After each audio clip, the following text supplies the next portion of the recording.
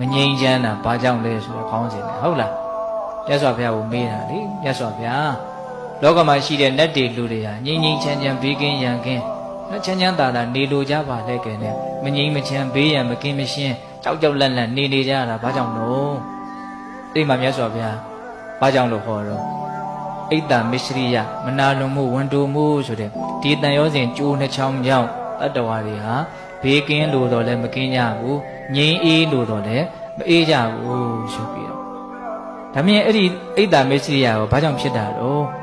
ချစ်ချင်းမုန်းချင်းကြောင့်ဖြစ်တာဒီချာစဉ်းစားရင်တော့အလွန်ကိုကောင်းတဲ့တရားတွေပဲနော်ချစ်ချင်းမုန်းချင်းရောဘာကြောင့်ဖြစ်တာတော့ဟာကိုအလိုပြည့်ရင်ချစ်တာပဲကိုအလိုမကြရင်မုန်းတာပဲဒီအလိုဆန္ဒတစ်ခုကိုအကြောင်းပြုပြီးတော့ချစ်ချင်းမုန်းချင်းဆိုတာဖြစ်နေတာအဲ့လိုဆိုရင်အဲ့ဒီအလိုဆန္ဒကိုဘာကြောင့်ဖြစ်တာတော့အတွေးတွေကြောင့်ဖြစ်နေတာတဲ့ကြံစီမှုဝိတ္တတွေကြောင့်ဖြစ်နေတာအဲ့ဒီဝိတ္တတွေရောဘာကြောင့်ဖြစ်နေတာတော့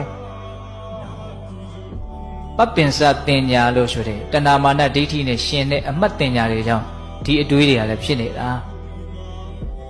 အဲ့လိုမြတ်စွာဘုရားဟောပြီးတော့နော်မှီဝဲတဲ့တရားမမှီဝဲတဲ့တရားမမှီဝဲတဲ့နာတွေကိုရှောင်ပြီးတော့မှီဝဲတဲ့နာတွေကိုစောင်းပြီးတော့သတိပဋ္ဌာန်တရားကိုပွားများမယ်ဆိုလို့ရှိရင်ချမ်းသာလိမ့်မယ်ဆိုပြီးတော့အဲ့လိုမြတ်စွာဘုရားဟောတာအဲ့ဒီသုတ်တန်လဲနာလဲပြီးရောသောတာပန်ဖြစ်တယ်အဲ့ဒါမြတ်စွာဘုရားတရားကိုနာပြီးတော့သောတာပန်ဖြစ်နော်